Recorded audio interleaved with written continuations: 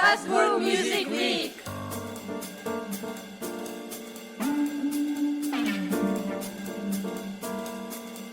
Troisième édition.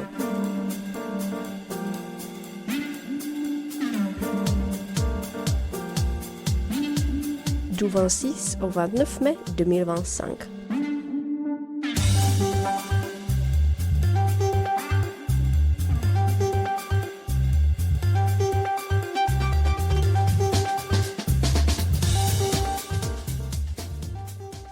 Bonjour à toutes, bonjour à tous. Donc bienvenue à cette table ronde sur la santé des clubs, des petites et moyennes salles de concert. On va aborder cette question d'un point de vue européen, puisque les intervenantes et intervenants sont français, belges, suisses et allemandes.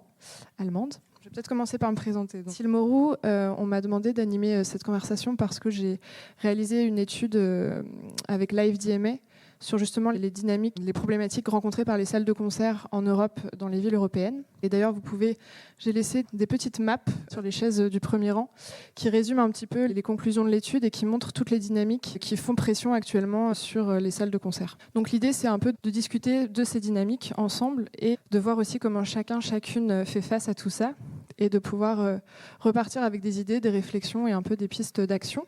Donc je ne sais pas si beaucoup d'entre vous travaillent directement pour des salles de concert dans l'audience ou si vous travaillez principalement avec les salles de concert dans le cadre de votre activité.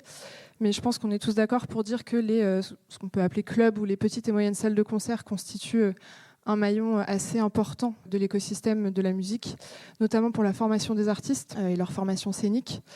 Je voulais rappeler des chiffres qui sont intéressants et donc là qui étaient publiés par l'AFDMA. Donc c'était en 2020, je crois, qui expliquait que 87% des salles européennes sont des salles de moins de 1000 places et 51% des salles sont des salles de moins de 400 places. Donc c'est quand même une grosse partie du parc, on va dire. Et je voulais un peu mettre ça en balance avec les chiffres qu'on nous dit, enfin en tout cas l'espèce d'état des lieux qui dirait que en 2023 et 2024, c'est la reprise, la fréquentation est forte, les recettes de billetterie sont aussi importantes, etc. Les grosses jauges font des recettes de billetterie importantes ces 2 dernières années. Enfin, ça, c'est le CNM qui le dit. Donc avec 19% dans le positif. Là où les petites et moyennes salles, c'est une chute entre 26 et 38% des recettes. Donc on voit bien qu'il y a quand même 2 réalités qui se dessinent. Donc l'idée, c'est de vraiment faire un petit peu le point sur tout ça et de voir comment chacun vit cette situation au quotidien et comment ça se matérialise. Donc avec moi pour discuter de tout ça, à ma gauche, donc Caroline Toussaint, qui est responsable d'antenne d'une radio en Suisse qui s'appelle Griffe.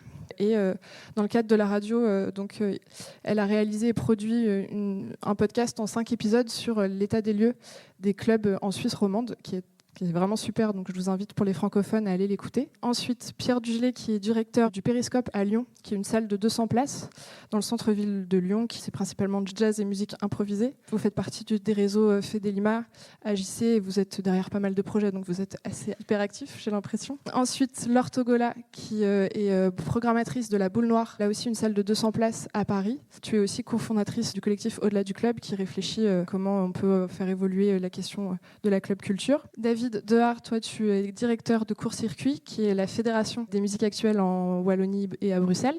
Et Pamela, toi tu es porte-parole de Livecom, donc qui est la fédération des musiques actuelles en Allemagne. Voilà, le sujet est assez vaste, je ne vous cache pas, il y a beaucoup de choses, donc on ne pourra pas tout traiter, on ne pourra pas être totalement exhaustif, mais il y a quand même pas mal de points de vue qui vont se compléter pendant cette discussion, donc ça va être super chouette. Je voulais commencer par toi, Caroline, puisqu'en fait, est-ce que tu puisses nous parler un peu de ton podcast, des sujets qu'il traite, et qu'est-ce qui vous a donné envie de faire ces 5 épisodes ? Merci. Ce podcast, qui est en fait une émission à la base, parce qu'on est une radio, on diffuse tous les jours, donc voilà, c'était une émission à la base qui est devenue un podcast qu'on peut réécouter maintenant. Ça s'appelle Inda Club et on a reçu beaucoup de communiqués de presse l'année dernière de la part de clubs et salles de concert en Suisse romande qui faisaient état de leurs difficultés financières, de leurs difficultés structurelles, du fait, on a aussi vu sur les réseaux que beaucoup de programmateurs, programmatrices ou personnes qui travaillent dans ces clubs prenaient la parole pour faire état de burn-out ou d'un vrai souci en fait des difficultés en fait à travailler dans ces clubs puisque les soutiens financiers manquent, puisque le public après le Covid, ça a été difficile de faire revenir les jeunes, mais pas que. Beaucoup de questions en fait qui se sont posées et on s'est dit mais c'est pas juste une salle. Donc, il y a un problème plus profond et on a envie d'approfondir et d'aller poser les questions qui se posent, en fait. Et en appelant 1, 2, 3, au final, on a appelé 20 salles. Certaines se portent plutôt bien, d'autres c'est plus compliqué, d'autres ont fait entre-temps des appels à financement participatif pour essayer de lever des fonds de la part du public aussi. On a rendu compte qu'on avait besoin d'un podcast en 5 épisodes de 20 minutes pour essayer de toucher du doigt en fait ces problématiques et surtout faire comprendre au public cette réalité puisque finalement oui on consomme des concerts, vous et moi, enfin voilà, moi je n'imaginais pas toutes ces problématiques en tant que consommatrice de base auxquelles vous faites face au quotidien.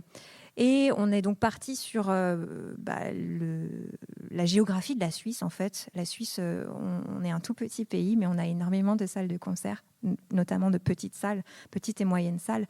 Comment ça se passe concrètement sur le terrain quand il y a autant de monde? Est-ce qu'il y a de la concurrence ou pas? Est-ce qu'au contraire, on s'entraide? Est-ce qu'il y a une concurrence avec les festivals ou pas? On est aussi allé voir le public. Est-ce qu'effectivement, les gens ont moins envie d'aller en concert? Pourquoi?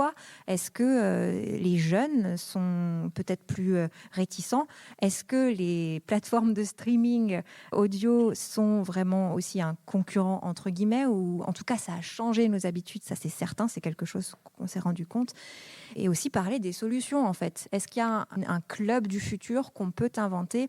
Est-ce que nous, médias, on peut avoir un rôle à jouer? Est-ce qu'on peut justement vous mettre plus en valeur, plus en lumière? Est-ce qu'il y a des synergies à mettre en place? Et ça, je pense que c'est ce dont tu voulais qu'on parle aujourd'hui notamment, c'est qu'est-ce qui se passe, en tout cas au niveau des solutions, à mettre en place dans les clubs et entre nous, quoi. Mais parmi les témoignages qu'on a reçus, déjà oui, c'était hyper intéressant de voir que beaucoup de personnes déjà osaient prendre la parole. J'ai l'impression qu'il y a quelques années, on vous entendait peut-être moins aussi. Là, on ose parler de santé mentale, de bien-être au travail, etc. Et c'est quelque chose que j'ai déjà pu citer hier. Mais oui, oser dire que oui, c'est un milieu qui fait rêver, la musique, mais c'est pas si simple au quotidien. Et les gens l'entendent, j'ai l'impression aussi aujourd'hui. C'était des témoignages vraiment intéressants de parler avec ces personnes qui travaillent, des agents d'artistes aussi, des programmateurs, programmatrices.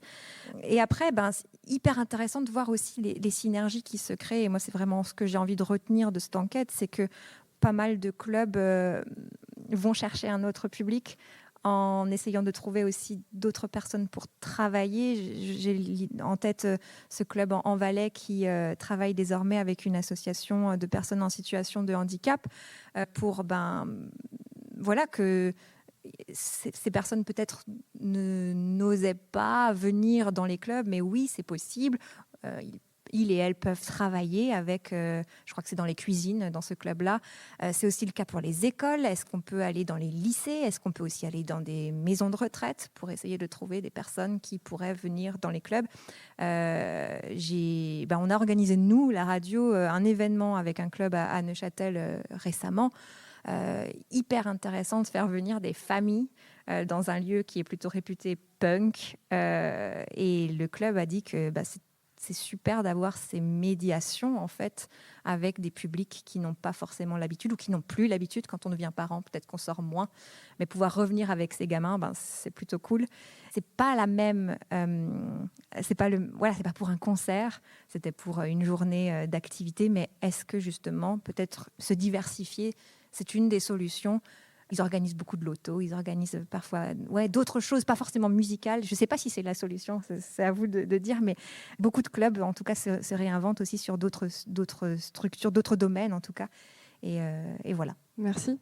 Je trouve que ce qui ressort aussi de ton podcast, c'est l'idée qu'en fait, il y a autant de situations que de clubs. C'est-à-dire qu'en fait, il y a comme une forme de Vraiment, il y a plein de facteurs différents. Donc, il y a la gentrification, le fait que les centres-villes, c'est de plus en plus dur de s'y installer en tant que lieu, qu'il y a de la spéculation immobilière. Donc ça, on le retrouve beaucoup à Berlin notamment. Après, il y a évidemment la crise inflationniste qui a suivi le Covid. Donc la reprise post-Covid a été quand même bien freinée par rapport à ça.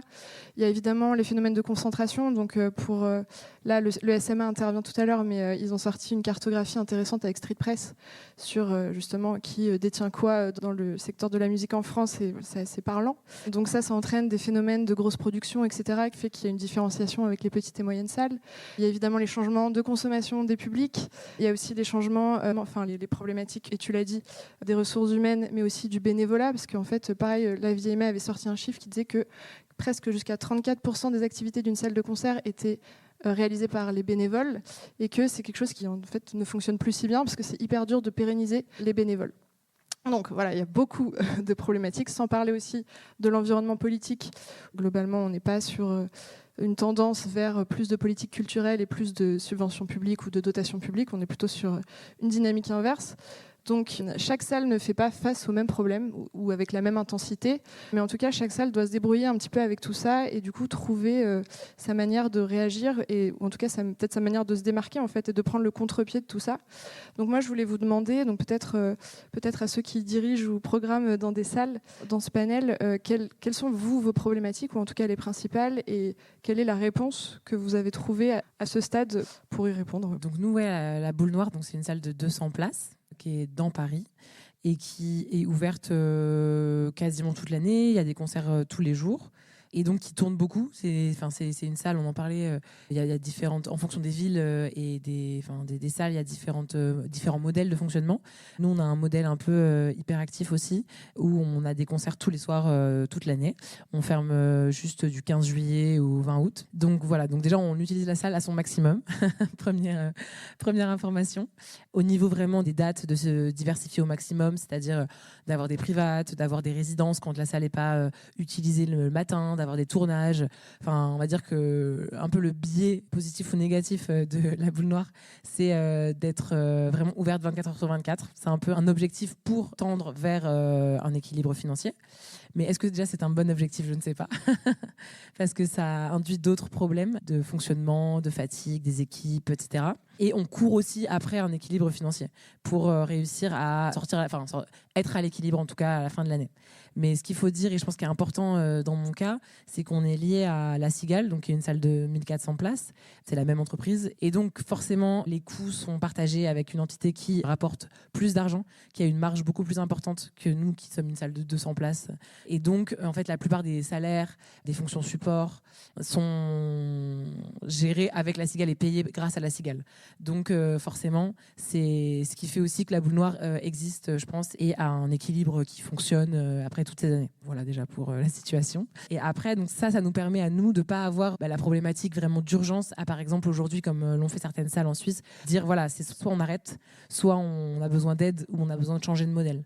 Donc nous, on n'est pas pressé, on n'est pas dans l'urgence de changer de modèle, mais les questions se posent quand même de voir le modèle être de plus en plus tendu, notamment sur la partie recettes issues de la billetterie et recettes issues du bar. Enfin, notamment le bar baisse beaucoup depuis le Covid, rien que ça déjà.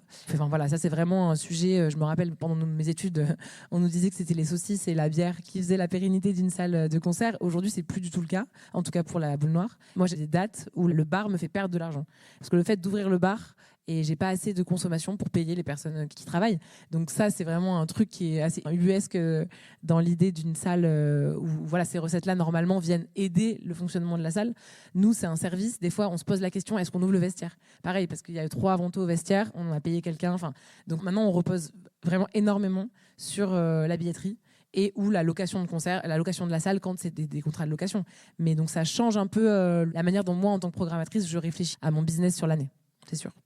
Bonjour à tous. C'est vraiment intéressant ce que tu dis parce qu'il y a beaucoup de parallèles malgré une différence très importante. Le Périscope est labellisé SMAC, donc, et malgré sa taille, effectivement catégorisée dans les clubs parce qu'on a une 250 places en fait et une 150 places qui sont juste à côté. Hein, c'est un double bâtiment. Le fonctionnement est assez différent, mais effectivement, évidemment, la mobilisation et la subvention vont couvrir une partie des charges fixes, une partie de l'équipe. Néanmoins, on a la même surintensification de l'activité de la salle depuis le départ. Alors, en dehors du modèle, je pensais aussi, on est dans de grandes villes, même si Lyon est un peu plus petit, il y a une vraie demande, il y a un vrai besoin de nos lieux de cette taille-là, qui sont en fait des outils de travail en journée, des outils de démonstration, de spectacle pour des nouvelles créations, pour notamment toute une scène locale qui a besoin de jouer régulièrement dans sa ville pour préparer les spectacles qui vont ensuite tourner, mais aussi pour, tu l'as bien précisé, donc c'est vrai que c'était bien de couvrir un petit peu les grandes problématiques et aussi de rappeler qu'une grande majorité des artistes en France, alors à voir si c'est la même chose Belgique et Allemagne et Suisse, mais vivent de leur musique dans cette typologie de lieux. C'est-à-dire qu'en fait, on représente le tissu des lieux où la musique, en tout cas, où les artistes pratiquent en grande majorité et vivent de leur musique. Mais néanmoins, on se retrouve, même malgré, de toute façon, la question du label ou la question d'un financement privé, effectivement, un montage intéressant comme le tien, on se retrouve à avoir la nécessité d'un grand nombre de publics en permanence et non pas sur des one-shots ou sur des grands coups de marketing pour une date qui serait bien remplie. Nous, c'est aussi, alors moi, je ne vais pas dire aux équipes qu'il faut ouvrir comme chez toi, ça ne va pas marcher. Nous, on a à peu près 150 ouvertures à l'année, mais aussi 100 jours de résidence, mais aussi, etc. Et en fait, notamment pour les ouvertures publiques, il y a aussi des bonnes nouvelles en ce moment. Le bénévolat marche beaucoup mieux après le Covid, il y a eu un vrai gap et là, ça se passe un peu mieux. Mais par contre, l'engagement du public, il est à renouveler sans arrêt. Et je trouve que c'est assez difficile de se dire qu'il va falloir se battre à chaque date sur 150 fois pour avoir 100, 120 personnes en moyenne ou 150 personnes sur toutes ces dates. C'est quand même un challenge qui est assez différent que de remplir 10 fois plus de personnes sur 10 fois moins de dates. Et du coup, cette fréquence, ça demande à la fois beaucoup de travail aux équipes. Et effectivement, et là, je pense que c'est une des questions centrales qu'il faut qu'on se pose, c'est à quel moment on arrive à montrer l'engagement. Combien de personnes j'ai rencontrées dans mon entourage qui ne sont pas forcément des grands praticiens des salles de concert, soutenir mon activité à fond, dire c'est génial ce que vous faites, sans aller au concert. Et en fait, le fait de ne pas y aller fait que le soutien n'existe pas. Malgré le financement public, malgré tout ce qui peut être autour, ou un autre schéma privé, où on pourra parler des autres tours de financement, la diversification des activités. Mais le cœur, c'est qu'il faut qu'on ait régulièrement à cette personne. Pamela, si tu veux peut-être réagir justement sur toi, le club que tu gères à Berlin, quelles sont vos difficultés ? Ce que je trouve intéressant aussi par rapport à Berlin, c'est la question de la gentrification et comment adresser en ce moment, notamment par Livecom également. Yeah, where to start with? So I'm having like two hats. So first of all, Donc, nous faisons face au même problème. Donc, les clubs ne sont pas financés par le gouvernement en Allemagne. Donc, nous avons un système de financement intéressant, mais c'est pour les opéras, les théâtres, etc.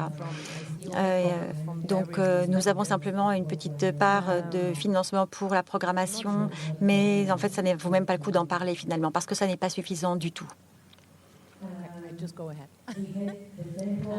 Et nous faisons face à la même problématique, c'est-à-dire que nous avons perdu un petit peu la génération Corona, et en particulier les jeunes qui voulaient sortir, qui avaient des faux passeports, qui changeaient leur date de naissance pour pouvoir rentrer, etc. Mais on les a perdus. Et la bonne chose, c'est que tout doucement, ils commencent à revenir. Et donc, nous pouvons voir qu'il y a une jeune génération qui revient. Et donc, ils font la fête différemment. Donc, on parle de Club Nights. Donc, en fait, ils ont un autre comportement. C'est assez intéressant. Et voilà, par rapport à notre perspective, à nous qui sommes plus âgés, c'est intéressant de voir comment ils font la fête, parce que, à notre sens, il ne faut pas vraiment la fête finalement. Et donc, il faut un petit peu qu'on les entraîne, à être dans une situation de la vie, dans un club, etc., sans avoir forcément leur portable à la main. Mais voilà, les choses s'améliorent.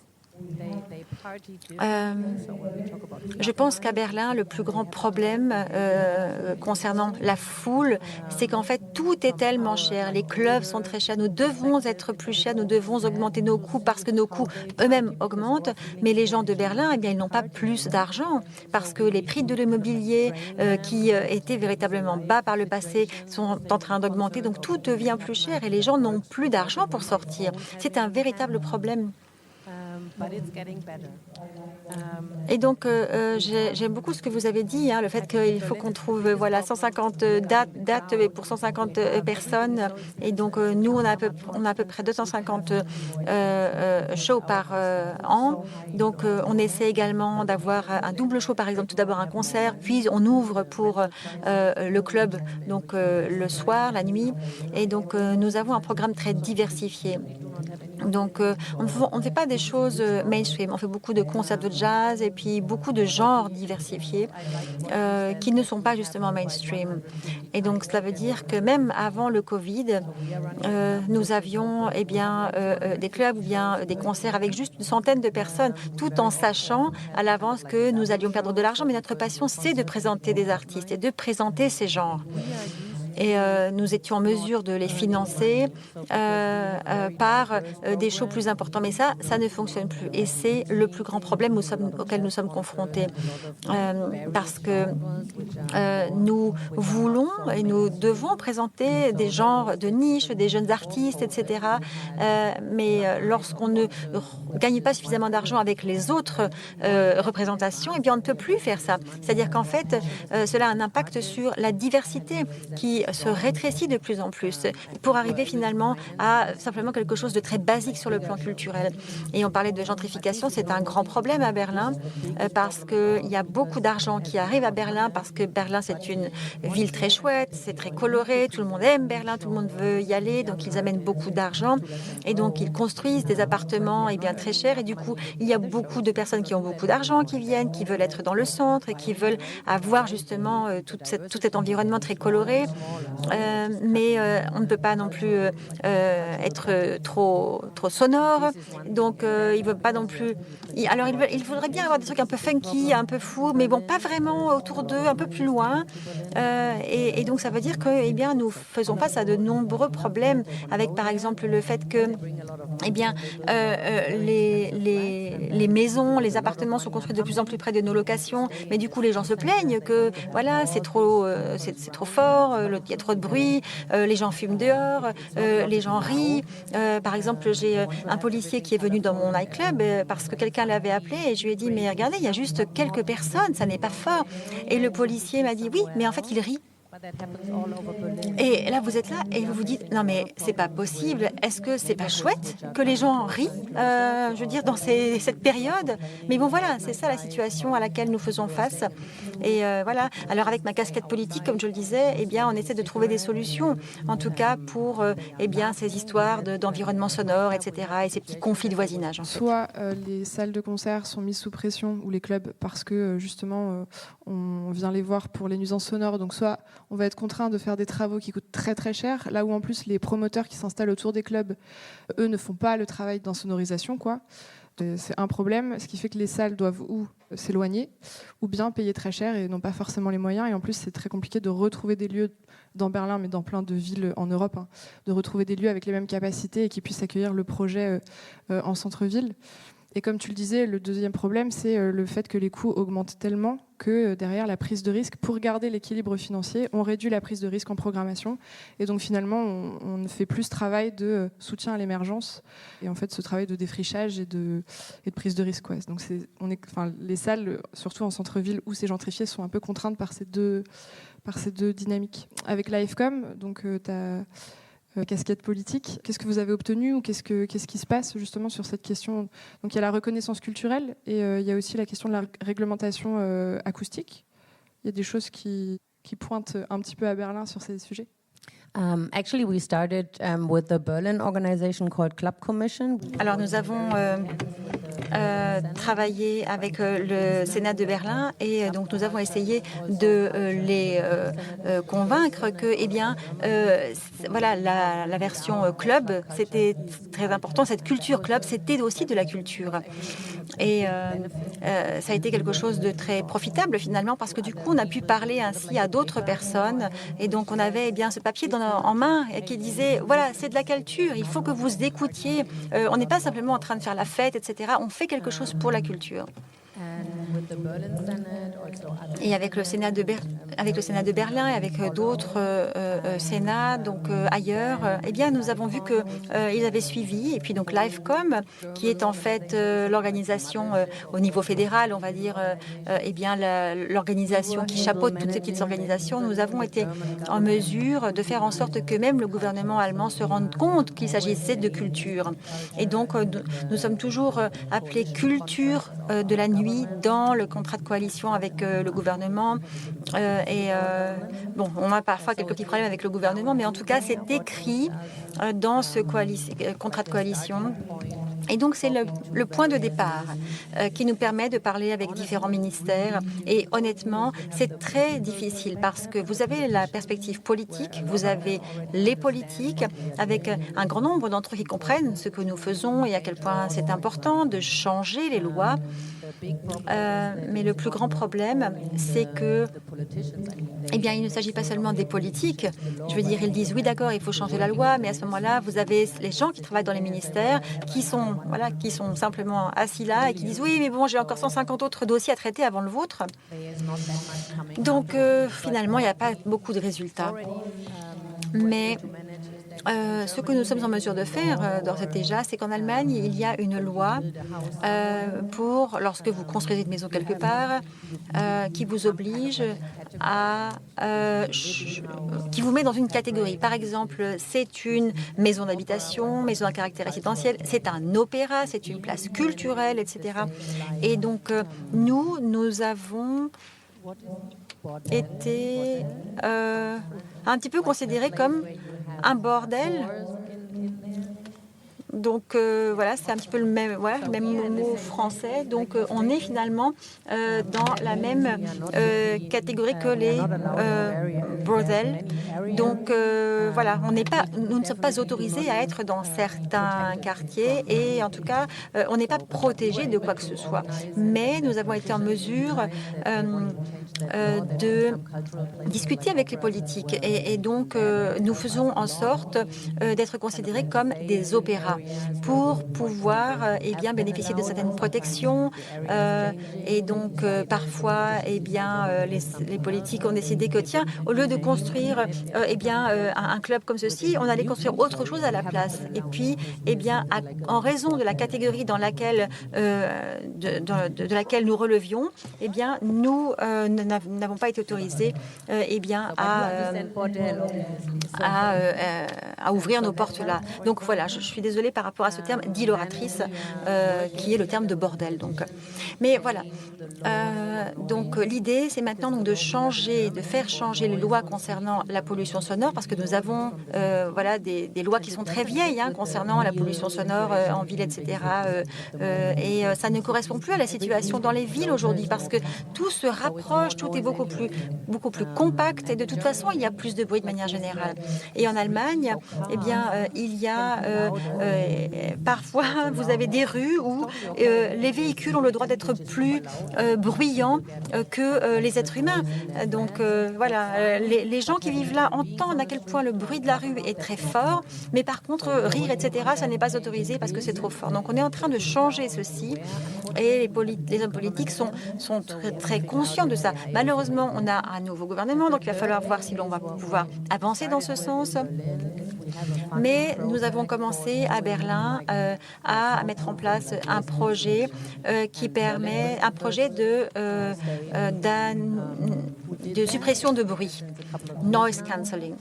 Et donc, le gouvernement allemand, cette année, donc, a mis en place un programme. Alors, nous n'avons pas encore commencé parce que nous avons des problèmes avec le gouvernement, mais en tout cas, ça a commencé cette année. Donc, c'est 3 millions d'euros. C'est un projet pilote parce qu'ils veulent voir ce que ça donne.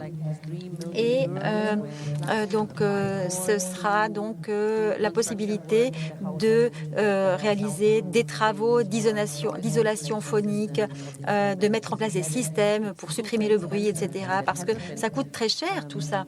Et de toute façon, c'était déjà très cher par le passé, au moment où, à l'époque où on était encore plus ou moins en mesure de faire face à la situation. Mais là maintenant, avec cette nouvelle situation où les coûts du logement sont très élevés, ce ne serait pas du tout possible. Donc c'est vraiment bien qu'il y ait ce programme qui commence. Merci. Et je voulais juste mentionner un autre principe qui s'applique dans certaines villes et qui vient, surtout en Grande-Bretagne, qui s'appelle The Agent of Change. Donc ça, c'est plutôt une négociation qui se fait avec la ville ou la localité, mais sur le fait que, par principe, le promoteur qui s'installe est responsable de bruit. C'est-à-dire que si un club est là et que le club, malheureusement, n'est pas suffisamment insonorisé, si le promoteur vient trop près ou n'insonorise pas suffisamment le bâtiment, eh bien, il sera responsable. Il ne pourra pas se plaindre auprès du club et donc faire fermer le club pour ces raisons-là. Voilà. David, toi, tu es directeur de court-circuit. Qu'est-ce que tu peux nous dire de la santé, de ce que tu sais, de ce que tu vois de la santé des clubs en Wallonie et à Bruxelles ? Alors, j'aimerais d'abord préciser en fait, que Court-Circuit, à l'heure actuelle, c'est devenu une fédération de lieux et organisations de concerts. Donc, ça n'a pas toujours été comme ça. Quand on a été créé, c'était certes des organisateurs de concerts qui sont mis autour de la table et qui se sont dit, il n'y a rien, c'était au début des années 90, c'était le désert total en matière de soutien aux musiques actuelles. Et c'est vrai qu'avant de renforcer un réseau de lieux de concert, il y a eu tout un travail de développement autour de l'artistique, mais aussi autour des autres métiers. Il y avait le travail autour du métier d'agent, des bookers, il y avait tout le travail autour des droits d'auteur, tout le travail autour du développement des labels. Et ce n'est vraiment qu'en 2006 qu'on a eu comme objet avec Court-Circuit de travailler sur la reconnaissance et le développement d'un réseau de lieux professionnels.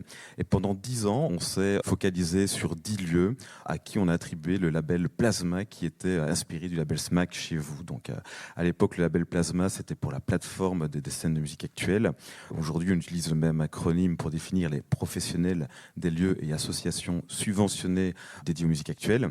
Et donc, de 2006 à 2016, on a travaillé avec les 10 mêmes lieux, on les a vraiment professionnalisés. C'était même des associations qui n'avaient pas des lieux, donc on les a vraiment accompagnés pour se structurer. Et ce n'est qu'à partir de 2017 qu'on s'est ouvert à d'autres types d'opérateurs, des organisations sans lieu fixe, des festivals, des collectifs. Et c'est avec le Covid vraiment qu'on a eu, on a eu un rôle plus de syndicat, plus de représentation, plus politique, puisque on avait déjà eu un premier refinancement en 2017 à redistribuer à ces petits opérateurs. Mais à partir de 2020, on a vraiment été reconnu comme organisation professionnelle. On a intégré une confédération d'employeurs du secteur socio-culturel et donc on a été investi par de nouvelles missions. On était régulièrement consulté par la ministre de la Culture en tant que représentant du secteur musical via les chambres de concertation. Donc l'époque du Covid a été merveilleuse pour ça parce que ça a permis de structurer un dialogue à travers ces outils et ça a permis aussi une reconnaissance qui ont mené en 2024 lors d'une reconnaissance de nos financements, nous en tant que structure mais également de nos membres, à une revalorisation. Donc la plupart de nos membres ont été subventionnés 1 ou 2 fois plus et c'était une très bonne chose. Surtout que parallèlement à ça, on avait connu les aides de relancement pendant la période post-Covid et donc c'était un peu Byzance. On s'est bien amusé avec tout ça, on en a bien profité. Le problème, c'est qu'on a appris à vivre avec des moyens sans prendre conscience qu'on ne les aurait plus quelques années après. Et c'est ce qui se passe à l'heure actuelle, c'est que non seulement on n'a plus ces moyens-là, mais qu'on a une épée de Damoclès sur la tête qui nous dit que peut-être on va encore avoir moins de moyens. Puisque ces financements, s'ils sont arrêtés à une année X qui était 2024, sont censés être indexés chaque année. Et là, on nous annonce que l'indexation ne sera peut-être pas celle qui a été annoncée, puisque conjoncture budgétaire. On a aussi un gouvernement de droite maintenant en Belgique. Ça veut dire que nos dépenses augmentant, si l'indexation ne suit pas, forcément, au bout d'un moment, on va être étranglé et on voit les choses venir. Donc ce financement est prévu de 2024 à 2029. Et donc, jusqu'à présent, les choses se passent bien, disons qu'ils sont sentis à ça, sauf qu'effectivement, comme je viens de l'annoncer, on est face à des promesses d'austérité, de réduction de budget, et ça commence par la suppression des aides à l'emploi, qui sont une spécificité un peu belge dans le secteur culturel, vu que si on a effectivement des aides au fonctionnement, nous et les lieux en moyenne, pour les lieux labellisés Plasma, c'est une centaine de milliers d'euros. Donc voilà, ça ne suffit pas à payer 2 emplois. Or, dans les cahiers des charges, on a été bien refinancé, ça c'est clair, mais on nous demande de faire beaucoup plus de choses qu'avant. Donc on était un petit peu refinancé, mais sans avoir la possibilité et le budget nécessaire pour engager les compétences en interne. Donc on nous demande effectivement d'avoir une programmation régulière, la diffusion, il n'y a pas de souci, faire de l'accompagnement artistique, de la médiation vers les publics, avoir de l'action territoriale, enfin toutes des missions de centres culturels pour lesquels les lieux qui sont membres chez nous n'ont pas les compétences en interne. À la base, ce sont des lieux qui ont été créés sur le tas par des collectifs de passionnés de musique qui ont demandé des subventions pour pérenniser et développer une activité. Et maintenant, ils se retrouvent à devoir développer des compétences, à engager des gens sans savoir exactement ce que ces gens doivent faire et avec quels moyens ils vont les payer. Donc effectivement, c'est bien, ils ont été refinancés pour ça, certains sont attentifs, on veille à ça, mais on doit aussi augmenter la diffusion d'artistes locaux, y être plus attentif et mieux les payer surtout, parce qu'il y a une demande évidemment de rémunérer les artistes selon des barèmes, et c'est tout à fait légitime, mais le problème c'est que, et on le constate, les revenus des lieux n'augmentent pas. On a eu effectivement un peu plus de subventions, mais la vente de tickets, la vente des produits du bar, tout ça stagne. Les chiffres de 2023 ne sont pas très glorieux. Donc en fait, la manne n'augmente pas, mais toutes les dépenses augmentent. Donc ça, c'est un peu compliqué. Et en plus, on doit engager plus de gens, développer des compétences et faire des activités pour lesquelles il n'y aura pas de rentrée. Travailler avec une école, voilà. Et ceci dit, c'est bien parce qu'on doit faire de la médiation, faire de l'action culturelle, travailler avec des publics scolaires, avec d'autres types de publics, qu'on est financé, ce qui nous donne une légitimité auprès du secteur socioculturel et qui justifie les subventions. Donc c'est une très bonne chose. Le problème et l'ambiguïté, c'est que si là on est reconnu et financé comme secteur non marchand, c'est d'ailleurs pour cette reconnaissance qu'on a manifestée la semaine dernière, c'est qu'on est quand même dépendant d'une activité marchande, le vente de tickets, et que ça c'est très compliqué à comprendre pour un gouvernement de droite qui a toujours cette image que les musiques actuelles, ça se vend. Vous vendez des tickets, vous vendez de la bière, donc vous êtes vraiment des entreprises comme les autres. Et d'ailleurs, il y a une loi qui fait que maintenant, même les associations sans but lucratif sont aussi des sociétés comme les autres. On est soumis à la même surcharge administrative et aux mêmes impératifs. Donc, il n'y a pas d'équivoque là-dessus. On peut faire du bénéfice. On nous encourage même à le faire. Donc, en fait, on doit vendre de plus en plus de tickets. On a d'autres missions. On ne sait pas comment les financer. Et donc, la solution des lieux, c'est évidemment aller vers ce qu'il y a de plus bankable, parce qu'il y a des valeurs sûres quand même en musique. Il y a moyen de faire de l'argent, mais le problème c'est que c'est pas du tout dans l'idée de faire de la programmation découverte d'artistes locaux qui, c'est communément admis, sont des dates à risque. On fait des petits artistes à côté de chez nous, non seulement on doit souvent les payer peut-être plus cher qu'un groupe étranger, mais en plus on sait qu'il y aura 3-4 fois moins de monde, voire pas du tout. Mais bon voilà, c'est dans l'émission donc on le fait. Et c'est assez dépitant de voir que des lieux de concert disent voilà, je fais ma date d'artistes locaux aujourd'hui, il n'y a personne, c'est comme ça, c'est pas grave, la semaine prochaine je fais un groupe de cover ou tel groupe américain en tournée, ça va remplir ma salle et voilà. Et donc on est obligé de jouer dans cette économie, mais quel sens est-ce que ça a finalement Voilà. Et donc effectivement oui, certains lieux vont beaucoup mieux. Ce sont ceux qui sont sur la route des artistes internationaux comme au Botanique. Le directeur du Botanique m'a dit chez moi il n'y a pas de problème, ça va, mais les petites salles en Wallonie, en milieu rural, elles, ça va pas. Voilà, parce on n'est pas sur la route des artistes en tournée internationaux, parce qu'en plus, ils n'ont pas joué la carte de fidélisation du public avec une programmation très spécifique, parce qu'ils doivent faire du généraliste. Chaque date, c'est toucher un autre public qui n'a pas l'habitude de venir, et qu'effectivement, c'est un travail complètement différent, quoi. Enfin, je suis en train de me demander ce qui peut être un bon indicateur de la bonne santé de l'écosystème ou de ces clubs, parce qu'en fait, parfois, il peut y avoir on peut avoir l'impression que ça va bien, mais comme tu le dis, en fait, c'est une économie qui est conjoncturelle, parce qu'il y a eu beaucoup de subventions à un moment, mais c'est pas quelque chose qui est vraiment réel, quoi. Et après, effectivement, il y a les grosses productions, ou en tout cas ceux qui sont sur les bons circuits. Est-ce que c'est lié, c'est vraiment la question de la fréquentation qui détermine si un club est en bonne santé, c'est qu'il a son public de fidèles. C'est parce que le public est engagé, qui fait qu'on peut dire à ce moment-là, le club est en bonne santé. Et cette santé, je vous pose la question. Carrément, moi je pense que c'est la première manière d'observer comment va un club, c'est la fréquentation. Je pense que c'est la première chose à checker et à viser en tant que moi programmatrice. Je peux pas faire que sur la fréquentation parce que sinon je ferai tout ce qui est sûr de remplir et c'est pas non plus, je pense, les missions que j'ai, qu'on me donne et que moi je me donne aussi. Mais toujours est-il qu'on va juger un concert in fine ou une programmation de saison en sachant aussi combien de gens sont venus, parce que moi je pense quand même au fait qu'on est un lieu qui doit être utile. On n'est pas seulement un lieu de création qui doit proposer. C'est une vision intéressante pour notamment soutenir certains courants artistiques plus complexes, qui ont besoin de plus des émergents, qui ont besoin de plus de temps pour faire comprendre leurs projets, ou alors pour permettre aussi une diversité musicale et à des courants un peu plus minoritaires d'être sur scène. Enfin, je pense qu'on a un devoir là-dessus, mais je pense aussi qu'on a un devoir auprès du public et de la communauté dans laquelle on est implanté. Et donc je pense que c'est toujours un équilibre qui est précaire, mais entre faire ce que les gens ont envie de voir en concert quand même, pas seulement ce que nous, dans notre bureau de programmateurs ou programmatrices, on a envie d'entendre, et aussi proposer quelque chose à l'intérieur de cette programmation pour aller essayer certains courants musicaux, aller diversifier, aller tenter des choses quand même, parce que parfois on est plus au courant, parce que parfois on voyage, on entend parler de choses que les gens, le public a moins en tête, etc. Donc pour moi, c'est un équilibre subtil, mais nécessaire, de toujours rester très attentive à ce que le public a envie d'avoir comme expérience. Et ça passe autant par la partie musicale, qui est importante forcément, mais aussi par la partie qu'est-ce qu'on offre dans le club. Et donc je pensais au changement des publics de club, parce qu'on fait aussi la nuit à la Boule Noire. Effectivement, on se rend compte, et on s'est beaucoup rendu compte, que les publics attendaient autre chose à post-Covid. Mais pour moi, c'est nécessaire de s'adapter aussi à certaines demandes ou exigences du public à ce niveau-là. L'attention aux violences sexistes et sexuelles, l'attention au comportement des staffs. Il y a plein de sujets qui sont sortis depuis MeToo et le Covid qui sont aujourd'hui, pour moi, indispensables de regarder en face. Donc moi, je pense qu'on doit aussi se transformer en tant que salle de concert et se questionner sur comment rester un outil et un lieu qui est attractif et qui correspond aussi à ce qu'attendent les gens, tout en gardant notre rôle de prescripteur un petit peu. Mais voilà, c'est un équilibre. Là-dessus, on n'a pas tout à fait les mêmes modèles, donc mais tant mieux. Parce que c'est vrai que sur une approche qu'on a au Périscope, on est aussi un lieu de fabrique et un lieu de travail des musiciens. Donc ça, pour moi, c'est quelque chose qui est assez essentiel.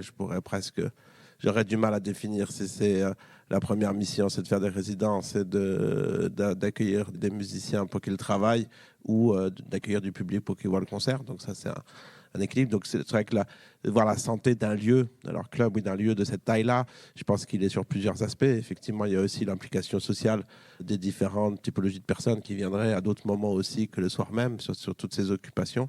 Mais je vais rebondir un peu. Je trouve que c'était très intéressant, cette histoire raccourcie de l'arrivée des subventions sur un certain nombre de lieux belges et de l'équilibre que ça a créé.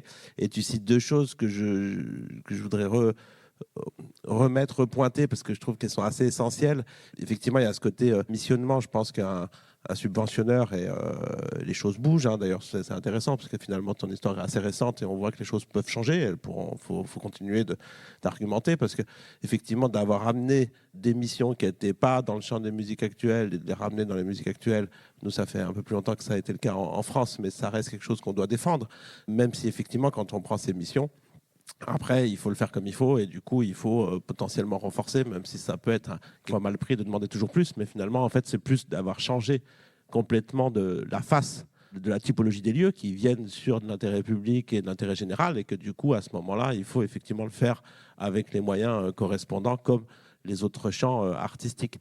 Mais le deuxième point, alors ça, à la limite, à part le problème d'argent, c'est peut-être assez simple. Le deuxième point, c'est effectivement cette difficulté sur la professionnalisation des clubs, et par rapport aux questions de professionnalisation des artistes, aussi aux minimums sociaux et au salaire minimum, parce qu'on a des artistes professionnels. Et je pense que là, il y a vraiment un pas assez complexe, et j'ai l'impression que c'est de plus en plus difficile finalement d'être entre deux et de se retrouver à la fois avec une dynamique peut-être entre musique amateur et musique professionnelle, musique de niche et musique populaire, et qu'en fait à un moment on a été beaucoup, je pense, des collègues à monter des lieux, à avoir des initiatives comme ça, où on aimait être un peu dans tout à la fois et avoir cette liberté, sans l'argent qui va avec, mais dans une autre position complètement différente, cette liberté de pouvoir à la fois faire du DIY complètement obscur en termes d'argent et de deal, et à la fois accueillir des groupes étrangers, à la fois accueillir des groupes professionnels français qui se débrouillent pour faire un cachet, et que finalement pouvoir naviguer entre tout ça.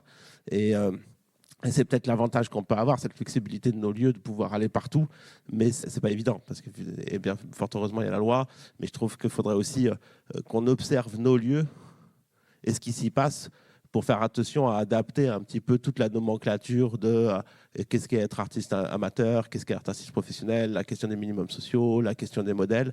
Et ça, c'est intéressant. Et le dernier point, parce que vous l'avez cité tous les deux, on a eu cet équilibre au Périscope, comme tu cites, avant d'avoir certaines dates qui payaient les dates dans lesquels on perdait de l'argent. Ce modèle, je trouve qu'il est essentiel.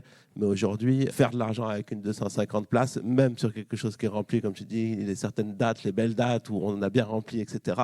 En fait, ces dates-là ne font pas s'équilibrent potentiellement, mais ne font pas du tout assez la marge qu'on avait avant pour pouvoir aller perdre de l'argent sur d'autres dates. Cet équilibre-là, moi, en tout cas, je ne le trouve plus.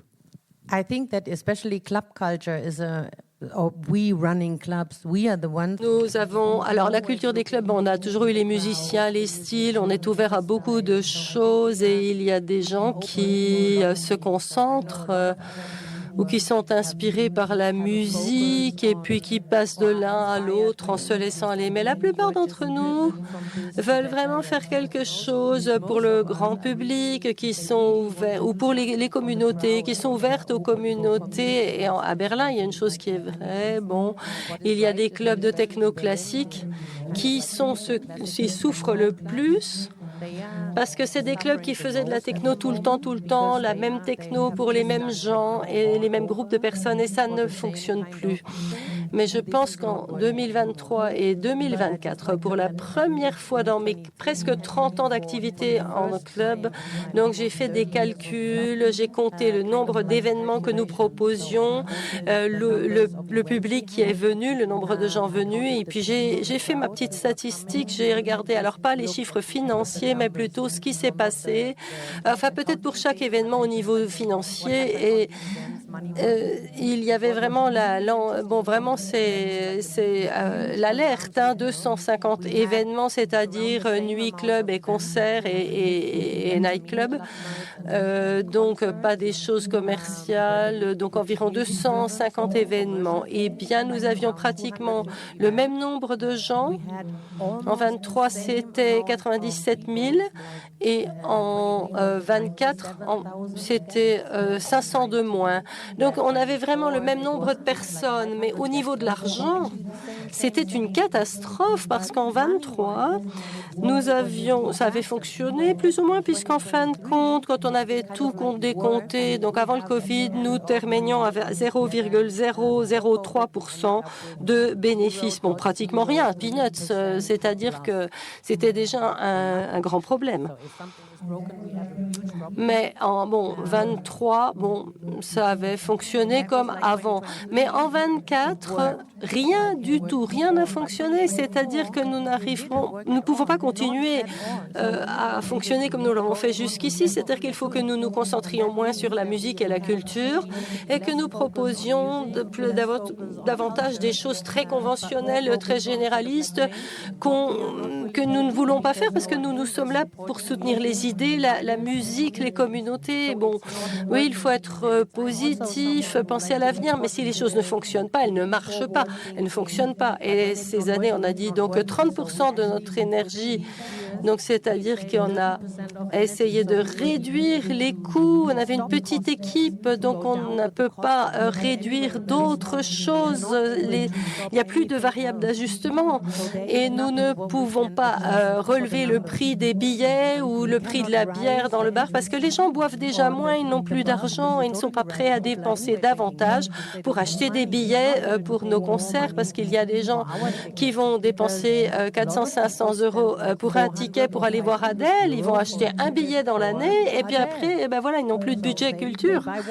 Donc, c'est vraiment le grand spectacle que tout le monde regarde. Et après, c'est difficile d'adopter une attitude positive vis-à-vis de l'avenir. Nous travaillons dur pour convaincre nos gouvernements, donc en disant que les salles de concert, les petites salles de concert doivent être soutenues aussi. Si vous regardez les opéras, etc., de toute façon, ils sont subventionnés. Ils ne peuvent pas s'en sortir sans subvention. Tous les théâtres et les opéras feraient faillite en 2 mois si on leur supprimait les subventions. Donc les gouvernements de nos pays veulent que nous fassions de la culture, que nous fassions de la diversité, que nous fassions quelque chose pour la société. Et c'est ce que nous faisons. Nous agissons pour la société en ces temps devenus fous et nous avons besoin de soutien en ce moment. Oui, c'est un peu le même constat chez nous avec les chiffres. Moi, j'ai pas les chiffres de 2024, mais de 2023, et on a quand même constaté qu'effectivement, on n'arrivait pas à la situation de 2019, très péniblement en termes de fréquentation, de programmation, malgré toutes les aides exceptionnelles qu'on avait eues. Et par contre, on est quand même face à de nombreuses demandes croissantes d'artistes. On a une plateforme qui recense les artistes. On a 5000 propositions en 2023. Et en fait, on se rend compte dans le réseau subventionné qu'il y a eu 1700 programmations. Parmi lesquels des étrangers, des Flamands, certains qui tournent plusieurs fois. Et donc ça veut juste dire qu'il y a 3300 groupes qui n'ont pas joué là au moins. Et donc on est quand même là face aussi... Voilà, le gouvernement a entendu tous ces artistes qui ne tournaient pas, qui ne pouvaient pas tourner dans les lieux subventionnés. On demande à ces lieux subventionnés de les accueillir plus, mais ils seront toujours bien plus nombreux que les artistes qu'on pourra absorber dans nos lieux. Et donc ça fait face à beaucoup de frustration aussi. Et donc il y a des revendications qui sont là, qui foutent la pression au club réellement. Et donc la diffusion d'artistes locaux, c'est pas quelque chose de facile. Donc je crois aussi qu'il y a beaucoup plus de propositions. Et honnêtement de qualité, il n'y a pas de souci avec ça, mais que malheureusement c'est difficile de trouver des publics pour ça. Et que c'est là aussi que se trouve la frustration, parce que les programmateurs et programmatrices comprennent bien que oui, il y a des demandes du public, il faut y répondre avant tout. Malheureusement, c'est vrai qu'il y a beaucoup de productions de création locale qui ne trouvent pas d'aboutissement dans la diffusion, et ça c'est aussi quelque chose de très difficile à gérer. C'est aussi difficile, je trouve, de savoir... qu'est-ce qui fait que le public peut-être va moins dans les petites ou moyennes salles et peut-être plus vers les grosses jauges? Est-ce que c'est vraiment par pur changement de goût, entre guillemets, ou c'est aussi parce que en fait il y a d'autres moyens en face avec de la communication, du marketing, enfin plein de choses que les petits lieux n'ont pas, et en plus effectivement comme les billets peuvent coûter très cher, les gens n'ont pas les moyens d'aller dans ces productions-là et continuer à aller régulièrement dans les salles de concert. Donc ça pose aussi cette question. Pierre, toi, au travers des différents projets que vous portez avec le Périscope, vous avez notamment une réflexion sur les jauges, enfin cette question de comment on continue à défendre un live qui reste durable, qui, juste en répondant à un groupe peut tourner dans plusieurs lieux, que voilà, s'il y a une grosse jauge qui capte un artiste et que l'artiste fait un one-shot, ces questions d'écologie du live, entre guillemets. Alors, normalement, je m'enfuis juste après la réunion, comme ça, s'il y a des problèmes avec les chiffres annoncés, on ne me trouvera pas. On le savait, c'était quand même pressenti, évidemment, ça paraît cohérent depuis quelques années que les grandes jauges attirent des gens venus de loin. Simplement, c'est vrai qu'on a pu faire une étude là récemment que vous pouvez trouver en ligne sur le site du Périscope ou ailleurs, c'est étude Landscape, sur 42 lieux, donc petite et moyenne jauge, on va jusqu'à la 2000 places, donc ça reste sur un échantillon assez large, mais on ne va pas sur les zéniths ni sur les arénas. Et on s'est servi des tickets en ligne, du coup on avait les adressages des publics sur 660 000 tickets, donc ça commence d'être... des données qui sont réelles, qui ne sont plus un ressenti ou quoi que ce soit. Et tout simplement, on a étudié la courbe comparative entre les jauges et les distances moyennes aller-retour du public. On n'a pas utilisé la jauge médiane des lieux, mais on a bien utilisé toutes les jauges des lieux, parce qu'un lieu peut avoir plusieurs salles ou un lieu peut utiliser la moitié de sa jauge. Et en fait, ça a été important de le prendre comme ça, parce que c'est vraiment... Pour avoir une courbe cohérente, il faut vraiment prendre la jauge, parce qu'effectivement, en termes de programmation, en termes de communication, de marketing, c'est bien la jauge qui va définir la typologie du projet et comment on va aller chercher le public. Et ça rejoint d'ailleurs ta remarque sur la question des très grandes jauges. Effectivement, il faut quand même regarder les budgets de marketing, qui sont quand même sur des sommes qui sont complètement hallucinantes en termes d'investissement marketing pour remplir un stade et pour remplir ces grandes jauges. En tout cas, si on regarde vraiment que la distance moyenne, c'est c'est très frappant. La courbe est totalement linéaire, voire un tout petit peu exponentielle. Et je remercie beaucoup les collègues qui avaient des jauges à 1005, 2000 places, d'être totalement transparents et de vouloir cette étude, parce que dès ces jauges-là, dès 1005, on se retrouve pratiquement à 100 km aller-retour moyen par spectateur. Et là, on est sur des salles qui peuvent être dans des villes moyennes, type Lyon, type Grenoble. Il y a peut-être évidemment une exception parisienne parce que c'est très spécifique, mais mis à part cette exception parisienne, parce qu'en fait c'est une exception Île-de-France avec un réseau spécifique, pour le reste, on se retrouve là-dessus. Et c'est-à-dire qu'en fait, toute la réflexion, donc évidemment, 100 km moyen aller-retour pour un public, il ne va pas le faire en métro, même s'il y a un bon réseau de métro, il ne va pas faire 50 bornes de métro. Toute la question question des déplacements, de réduire un impact, elle passe forcément par cette question des jauges. Alors après, moi je dis ça, je suis pas là pour dire quoi faire. C'est juste que si on s'engage ou si on entame cette discussion, il faut se poser la question des jauges. Et c'est-à-dire que, et là où c'est assez intéressant sur le marché aujourd'hui, c'est que même si je suis pas tout à fait d'accord avec ce chiffre, parce que je pense qu'on peut trouver un spectacle vivant, des concerts qui fonctionnent pour des 200 places et qu'on retombe à peu près sur ses pieds au niveau financement. Mais l'industrie musicale, ou on va dire le spectacle plutôt privé, a tendance à dire à partir de 1005 en jauge, un spectacle devient rentable, en dessous il n'est pas rentable. Donc c'est exactement l'inverse de la courbe écologique. Donc quand on commence d'être rentable sur un modèle spectacle classique, on va dire, industrie musicale, en fait c'est au moment où la distance du public devient ingérable en termes d'impact écologique. Donc ça c'est intéressant, hein. Il suffit après, si on le veut vraiment, de toute façon, le principe peut être très très simple, hein. Faire plus de dates dans des plus petites jauges, il n'y a absolument pas photo sur la solution en termes écologiques. Après, ça pose d'autres questions financières, ça pose aussi d'autres questions de pratique, mais ça peut aussi aller jouer sur la question des comportements du public et sur la question de comment aussi que tout le monde puisse prendre conscience un petit peu de sa pratique culturelle, de son impact, comme il va avoir d'autres questions. Et ça remet vraiment un peu plus loin. Évidemment, la question des déplacements des artistes peut être traitée, elle n'est pas très compliquée à traiter d'ailleurs, hein. Il suffit de faire des routings un peu plus intelligents, mais ça va assez vite. Mais il ne faut pas oublier que cette question du déplacement des artistes est bien plus loin dans l'impact écologique, bien loin derrière l'impact des déplacements du public sur ces grandes jauges. Donc ça, moi je pense que c'est à la fois une opportunité finalement aussi pour valoriser et pour mettre en avant les lieux de petites jauges et cette pratique culturelle de proximité pour faire plus déplacer les artistes tout simplement. Après, ceci étant dit, c'est pas simple. Effectivement, ça repose des questions après de financement. Ça pose des questions quand même de coûts. Là, tu l'as évoqué un petit peu sur ces questions de coûts sur les artistes belges, etc.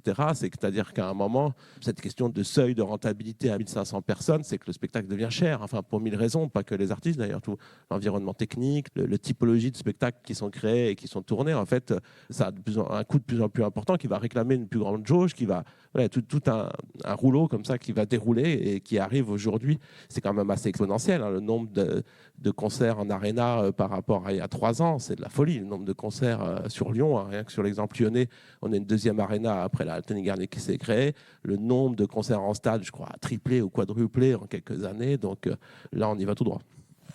Oui, donc s'il y avait aussi une volonté écologique plus affirmée dans les politiques publiques, il y aurait aussi peut-être... en tout cas, c'est un argument pour soutenir les petits lieux face aux énormes jauges ou aux stades, etc.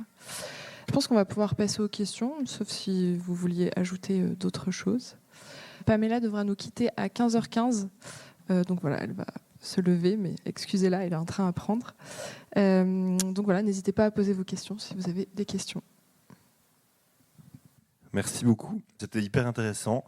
Je suis également programmateur d'une salle en Suisse, la Casa Choc, qui a effectivement eu aussi pas mal de problèmes, des burn-out et des choses comme ça, on a pas mal manifesté.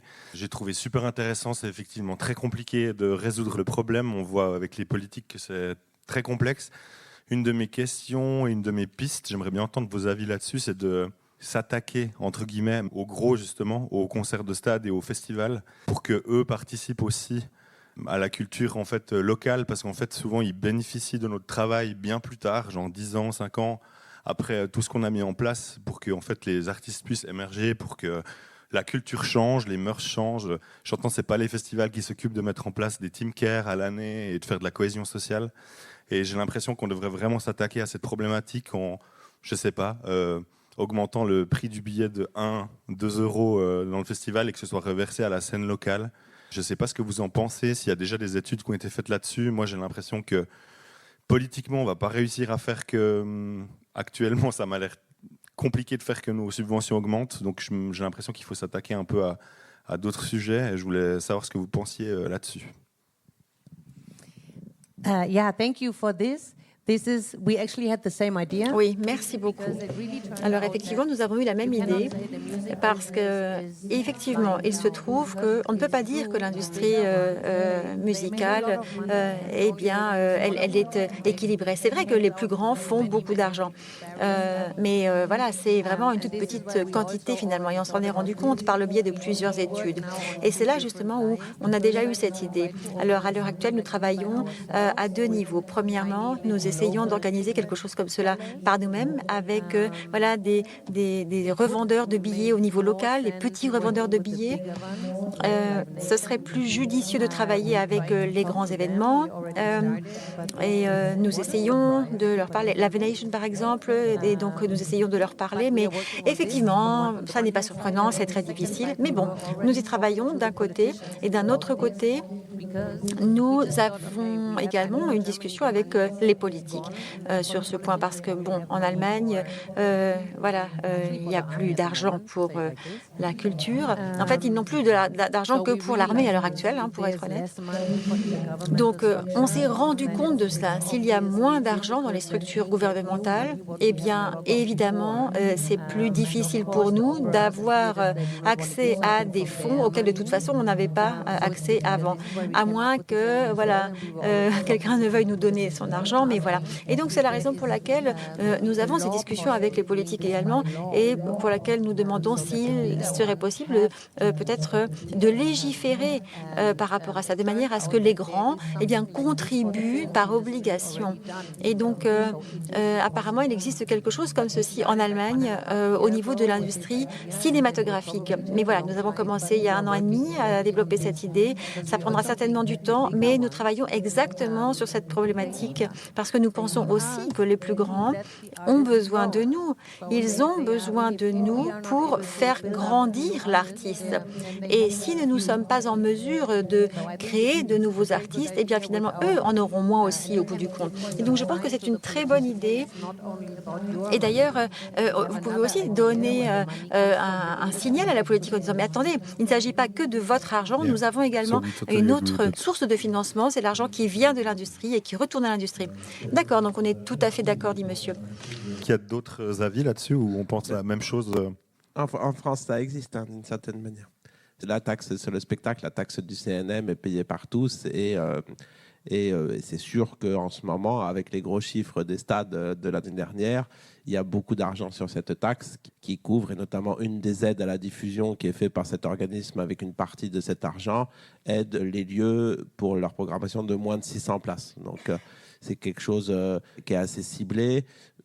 Le gros avantage quand le système est là, même s'il commence tout petit, si vous y arrivez en Allemagne, c'est qu'après, c'est plus facile d'avoir la mécanique et puis de changer le taux, par exemple, pour avoir plus d'argent petit à petit. Mais c'est vrai que la première étape, c'est d'arriver à rentrer. C'est un petit peu, il y a un état d'esprit, on n'est pas toujours d'accord, mais c'est vrai que l'avantage aussi de ce CNM, c'est qu'à un moment, on discute tous avec des très gros et des petits, et au moins les choses sont posées, et ce dialogue permet.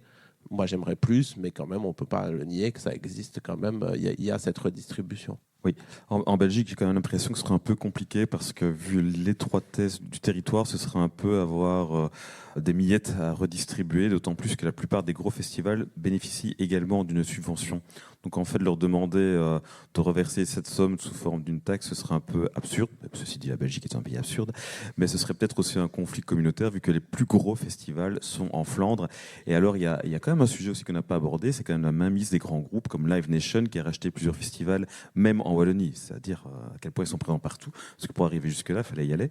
Mais oui, donc ils ont quand même repris pas mal de festivals, et je pense qu'en termes de gestion, ça ne leur plairait pas beaucoup. Mais l'idée était bonne quand même. On y a pensé aussi, on en avait discuté avec la ministre précédente, et voilà, pour toute une série de raisons, je pense que ça n'aboutira pas. Par contre, chez nous, une autre piste pour le financement, c'est l'encouragement au mécénat. Il y a une déductibilité fiscale qui se met en place avec ce qu'on appelle le tax shelter, qui permet d'inciter les grosses boîtes à investir dans les structures d'organisation de concerts et les festivals. Et ça, c'est la piste la plus plausible à l'heure actuelle, parce que les gens aiment bien les déductions fiscales chez nous. Et ça, c'est peut-être, voilà, on espère que ça va prendre, quoi. J'ai une question. Comment peut-il se faire que les prix des billets augmentent autant?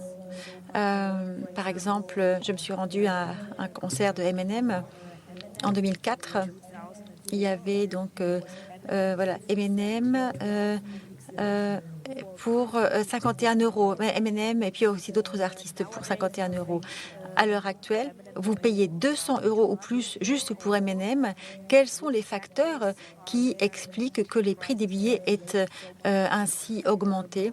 Est-ce que ce sont les coûts d'énergie? Est-ce que ce sont les coûts du personnel? Comment se fait-il que les artistes... Est-ce que c'est parce que les artistes veulent plus, tout simplement ?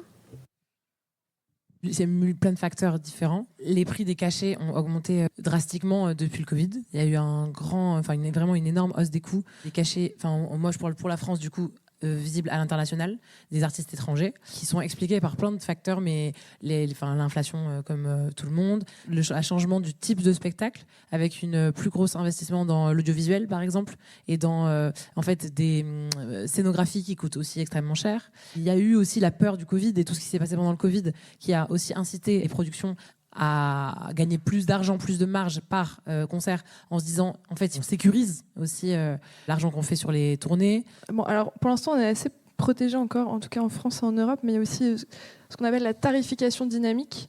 Donc, il y a un concept venu des États-Unis. Mais en gros, c'est vraiment, en fait, le prix du billet dépend de la demande. C'est-à-dire que plus de gens veulent un billet, plus le billet va coûter cher. Et donc ça s'est fait, je crois, pour la tournée d'Oasis en Grande-Bretagne. Et il y a eu, c'est un peu... ça a été mal pris, mais du coup, c'est aussi des choses qui vont peut-être même s'empirer. Si en tout cas, il n'y a pas de réglementation par rapport à ça, parce qu'en fait, du coup, il n'y a même pas de logique de coût, de combien coûte le spectacle et combien coûte la production, mais c'est vraiment plus de gens veulent aller au concert, plus les gens vont payer cher le billet. Bonjour. Effectivement, c'était hyper intéressant. Ma question rejoint un peu celle de monsieur, mais du coup, pour le coup, moi, je suis musicien. Poser la question, je voulais votre avis là-dessus, sur... effectivement, la question de s'attaquer pas aux plus gros, aux zéniths, aux surproductions, aux trucs absolument énormes qui, en plus, ramènent des gens de très loin. Et voilà.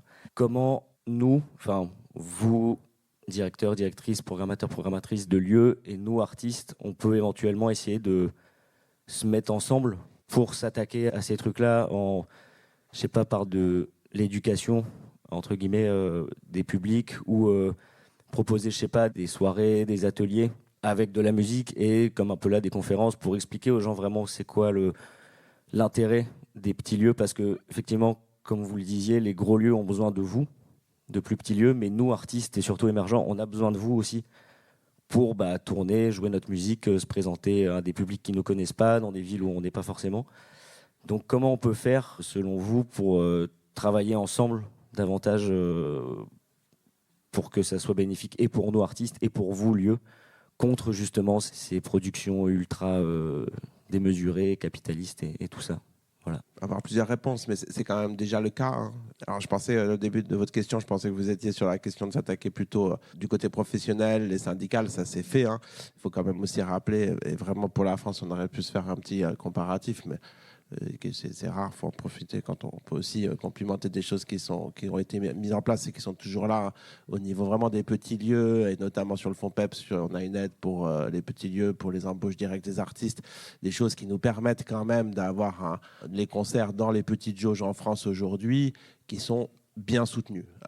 Après, c'est pour ça que effectivement, quand j'ai compris la deuxième partie de votre question, c'est vrai que je pense là, on revient sur cette discussion, il faut aussi qu'il y ait un soutien du public. Je suis parti sur autre chose tout à l'heure, mais quand tu disais effectivement, il faut penser au public, oui, il faut effectivement que le public soit présent d'une manière ou d'une autre. Nombreux ou pas nombreux, mais il peut être peu nombreux et très engagé, il peut être un peu plus nombreux et moyennement engagé, mais en tout cas, cet engagement public, il doit être là. Il faut juste se méfier si on essaye des options plus trop classiques de communication et de marketing, vu les moyens qu'il y a en face. L'industrie musicale, c'est des sommes qui sont faramineuses. Donc, je suis assez d'accord avec cette proposition, mais il va falloir être intelligent parce qu'on n'aura pas les moyens. Il faudra trouver de l'originalité pour aller cette communication un petit peu, cette sensibilisation et engager. Hein, c'est ce qu'on s'était dit au début de cette table ronde là, en préparant, c'est-à-dire la question de l'engagement du public. Je pense que c'est quelque chose qu'on transforme plutôt des consommateurs en personnes qui soient non pas consommateurs de culture, mais engagés dans leur pratique culturelle. Non, moi je vais peut-être juste dire, je l'ai aussi déjà dit hier, mais conscientiser effectivement notre pratique de la musique et comprendre les choses. Nous, peut-être médias aussi, on a un rôle à jouer dans la vulgarisation et dans la mise en lumière. Alors bien sûr, on n'est pas la solution, hein, pas du tout, mais on a aussi un rôle à jouer, je pense, d'être main dans la main ensemble et de vous mettre en avant aussi, quoi. Et pas juste mettre en avant les gros concerts qui font peut-être plus rêver, entre guillemets, plus mainstream, mais mettre en avant les artistes émergents et les clubs de moyenne et petite jauge aussi, quoi. Le problème, c'est la disponibilité du public aussi, qui est sursollicité d'activités avec des moyens réduits, parce que malgré tout, il faut prendre ça en considération. On augmente nos prix, tout augmente, donc les gens ont moins de thunes à mettre dans les événements, dans leurs déplacements, dans leurs activités, dans leurs loisirs. Il faut considérer qu'il y a toute cette concurrence interne au secteur culturel, mais toute cette nouvelle offre qui surgit de partout. Et donc, c'est même plus une question d'avoir envie de découvrir l'artiste, c'est d'avoir le temps et l'argent d'y aller, en fait, aussi, surtout. Et même si les gens ont envie, même s'ils peuvent penser que ça les intéresse, s'ils disent, je vais faire un concert ce mois-ci, ils vont y aller en se disant, je vais aller voir le truc que je verrai peut-être qu'une fois tous les 4 ans. Allez, l'artiste local, peut-être qu'ils vont attendre la fête de la musique pour qu'ils viennent gratuitement à côté de chez eux. Voilà, et ce sera une autre sortie qui montrera aussi un budget, etc. Mais malheureusement, c'est ça, quoi. C'est la sursollicitation des publics. On est en concurrence avec quelque chose qu'on ne maîtrise plus. Avant, il suffisait de dire aux médias locaux, faites de la promo, c'est de votre faute, ça ne marche pas. Maintenant, c'est TikTok qui va être prescripteur et il va y avoir des masses de public vers des artistes dont on n'a jamais entendu parler, mais qui fédèrent un public de dingue sur tel ou tel réseau social, et on ne maîtrise plus ça. Voilà, donc on doit juste dire venez dans notre lieu, c'est cool, et peu importe les artistes qui sont là. Et je pense que c'est aussi une autre façon de concevoir la vente de la découverte, quoi. C'est venez à l'aveugle, c'est plus possible de vous proposer de vous faire découvrir un artiste l'un après l'autre. C'est juste nous, faites-nous confiance en tant que lieu, en tant qu'opérateur, on est près de chez vous, ça va être un bon moment. Et voilà, venez, c'est tout, quoi. Pour rebondir là-dessus, oui, je pense que oui, il faut travailler déjà avec les outils. Enfin, moi, je pense qu'on a de la maîtrise dessus sur TikTok, etc. C'est juste qu'il faut se former et que c'est pas forcément évident. Pour nous, de base, c'est pas trop notre métier, mais il y a des gens avec qui on travaille, des jeunes, etc., qui ont aussi ces codes. Je dis ça alors que oui, j'ai que 32 ans, mais je veux dire, j'ai pas les codes TikTok. Moi, j'ai une chargée de com qui a les codes TikTok et je travaille à lui expliquer ce que je fais, et elle travaille à traduire avec ces codes-là. Et je pense que ça, c'est nécessaire, c'est obligatoire de rentrer dans ces formats-là, de s'adapter tout le temps, continuellement. Et après, ce que je voulais dire, c'est aussi, je pense qu'il faut quand même s'autocritiquer un peu, et que la musique est vraiment une énorme industrie, et qu'il y a une énorme part de... En France, c'est particulier parce qu'on a aussi un gros secteur public musical, même dans les musiques actuelles, mais quand même, il y a un rapport où l'industrie fonctionne par elle-même. Il y a énormément d'acteurs qui font de l'argent dans la musique, et ça, je suis toujours étonnée. Je ne sais pas où va l'argent de la musique, mais il y a des énormes producteurs, il y a des labels, il y a des maisons d'édition, il y a beaucoup d'argent est capitalisé. Et donc, il y a vraiment une question de artiste, je suis d'accord, et opérateur fragile, parce qu'il y en a qui ça va, de réussir à identifier quels sont ces opérateurs, à savoir comment leur parler, à savoir comment mieux redistribuer l'argent, et surtout à savoir avec qui on travaille, avoir conscience de... c'est la carte qui a été sortie par le SMA et par Street Press est super intéressante, parce qu'elle vulgarise un truc que nous, on sait à peu près dans l'industrie, on sait un peu qui appartient quoi, mais les gens ne savent pas.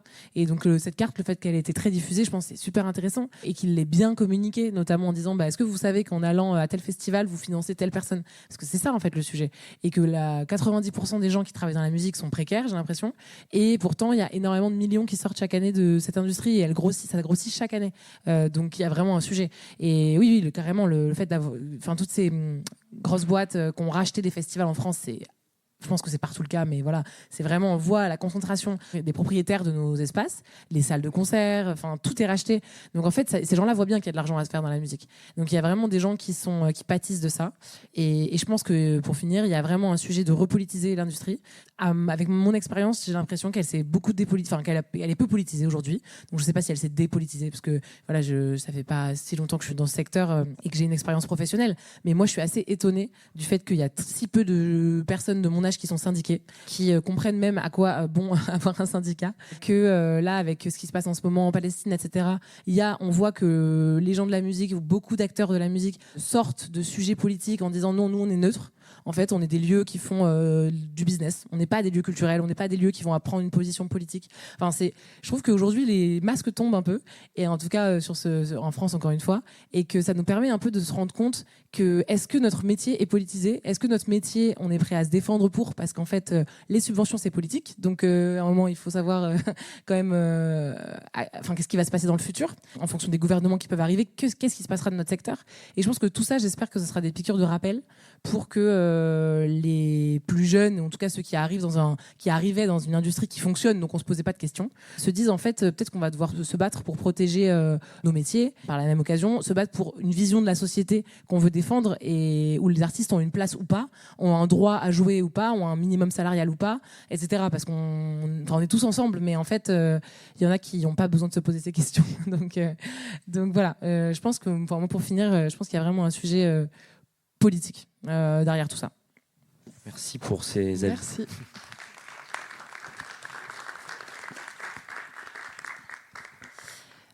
Bonjour, merci pour ces discussions. Et je voulais juste rebondir là-dessus parce que je trouve qu'en fait c'est c'est un sujet hyper important, effectivement, la question de la politisation en fait du milieu de la musique. Et quand on parle aussi de la fréquentation du public, de se dire que par exemple il y a des personnes qui n'ont pas le temps d'y aller ou qui n'ont pas le budget. En fait, je trouve qu'il y a aussi une question de pratique culturelle. Enfin, je pense qu'il faut aussi dire les termes. Hein. Là, on parle entre personnes qui fréquentons, je pense, les salles de concert, les festivals. Mais en fait, c'est pas une habitude et une réalité pour beaucoup de gens. Et du coup, c'est comment est-ce qu'on fait que ça, le fait d'aller en concert, d'aller voir du spectacle vivant, c'est une vraie pratique et qui est accessible à tout le monde, au-delà du côté financier. C'est juste aussi comment est-ce qu'on se positionne en tant que personne qui travaille dans ce milieu-là. Et c'est-à-dire qu'effectivement, on comprend l'enjeu de se dire, tiens, on a envie d'être prescripteur, prescriptrice, de faire découvrir des artistes, mais du coup, comment est-ce qu'on arrive à avoir aussi, par exemple, une position qui n'est pas condescendante et du coup, voilà, on se dit, en fait, la musique, aller en concert, c'est une pratique qui doit pouvoir être accessible à tout le monde. Donc comment est-ce qu'on fait aussi pour que les salles, les festivals, les lieux soient des endroits où tout le monde se sente bien et tout le monde se sente à sa place, au-delà même derrière de l'objectif de faire jouer des artistes, effectivement. Mais je trouve qu'il y a quelque chose là-dessus, et ça va du coup avec comment est-ce qu'on fait de la pédagogie aux gens par rapport à ce que c'est que d'être artiste, parce qu'en fait tout ça va un peu ensemble, c'est-à-dire que oui, les artistes ont besoin de public, mais du coup comment est-ce que le public comprend comment est-ce que tout ça fonctionne, et comment le public se sent à l'aise aussi pour aller dans des concerts et dans des festivals.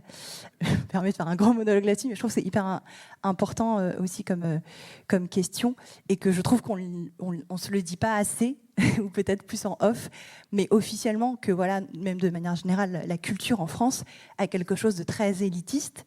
Voilà, je parle vraiment pour la France, hein, je parle de ce que je connais. Et donc comment en fait est-ce qu'on est aussi beaucoup plus à l'écoute et en reflet en fait de ce que vivent vraiment les gens, parce qu'effectivement quand on habite dans un territoire rural, c'est pas la même chose que quand on habite en ville où c'est hyper facile d'aller voir des concerts dans un club ou dans un bar, quoi. Donc bref, voilà, il y a un peu tout ce truc de comment est-ce que on réfléchit vraiment en se remettant à un endroit peut-être un peu plus horizontal, j'ai envie de dire, même si ok, on est des professionnels qui travaillent dans le milieu de la musique, mais voilà, l'idée c'est quand même de ne pas prendre le grand public de haut. Voilà, c'était juste dire ça. Et j'avais une question hyper précise. Je me demandais, est-ce que selon les esthétiques musicales, c'est-à-dire selon qu'on est un endroit qui est vraiment spécialisé sur une esthétique musicale ou si on est plutôt généraliste, est-ce que vous voyez des différences dans la fréquentation des publics? Voilà. Pour la première remarque, en fait, il y a eu des échecs dans la question, vraiment des questions très larges de diversité dans qui fréquente nos lieux. Après, il y a beaucoup de choses qui sont faites quand même. Donc, c'est sûr qu'après, c'est dur quelquefois de faire des bilans aussi sur tout ce qui est déployé, parce que nous, on a un secteur public avec beaucoup de financement pour un certain nombre d'actions culturelles, un certain nombre de gratuités, beaucoup de choses qui sont mises en œuvre en France. Et c'est sûr qu'il faut se dire qu'il y a beaucoup de choses. Je crois que c'est une action qui va peut-être se lancer au ministère, mais ça serait bien qu'ils aillent jusqu'au bout, de faire des vrais bilans là-dessus et de ne pas hésiter à se dire qu'il faut peut-être changer aussi de direction et tester de nouvelles choses. C'est pas toujours évident le lien avec la question des artistes, puisque c'est vrai que ça revient aussi sur la question de la pression, de la quantité d'artistes en France aussi, et de la sursollicitation qu'on a. Et notamment, moi je le vois dans mon équipe qui peut être un peu scindée entre les personnes, notamment notre programmateur qui va être très, très en contact avec les artistes et qui va avoir ça finalement à se retrouver comme cette pression-là en fait de répondre aux artistes sur leurs attentes, etc. Et que mes autres collègues qui travaillent plus avec les publics ou les gens qui ne sont pas dans la salle, avec les gens de manière très large. Et quelquefois, ils ne sont pas tout le temps au même endroit. Ils s'entendent bien, mais ils ne sont pas tout le temps. On a l'impression quelquefois qu'ils sont dans deux endroits différents alors qu'ils devraient travailler ensemble. Donc tout ça, je pense qu'il ne faut pas hésiter à en parler, à s'autocritiquer sans se dire qu'on n'a rien fait. Parce qu'il y a eu beaucoup d'énergie dessus. Et il y a quelques réussites, heureusement. Quelquefois, nous, on a des super réussites de public d'aujourd'hui qui sont des gens qu'on a rencontrés à 10 ans dans les écoles, etc. et qui continuent.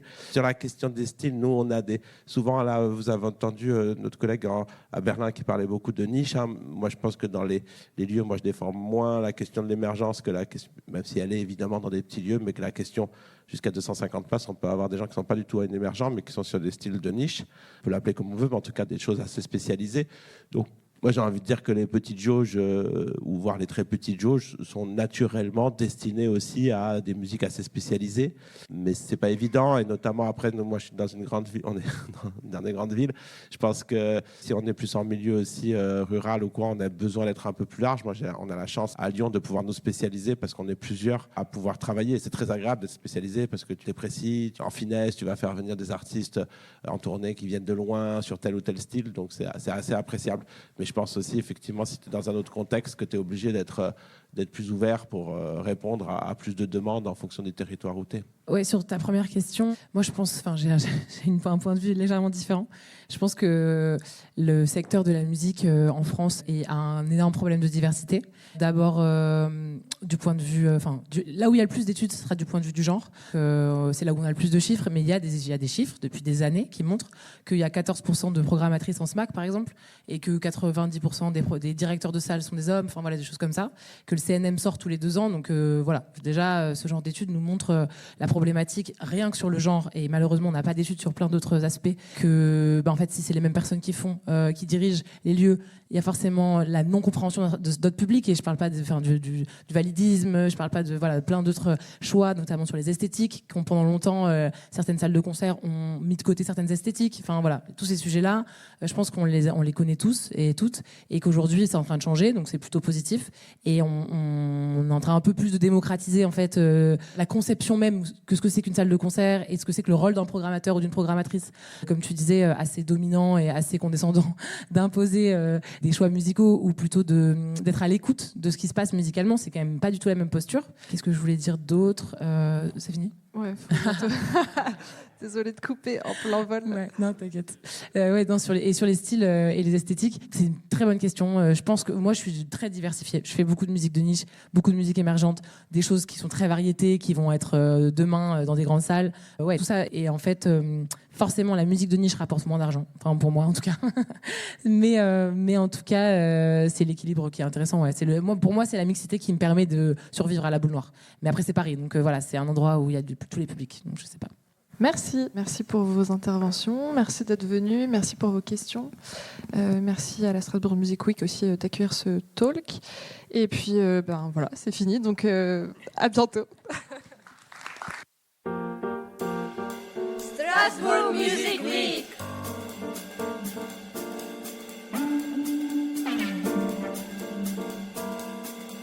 Troisième édition.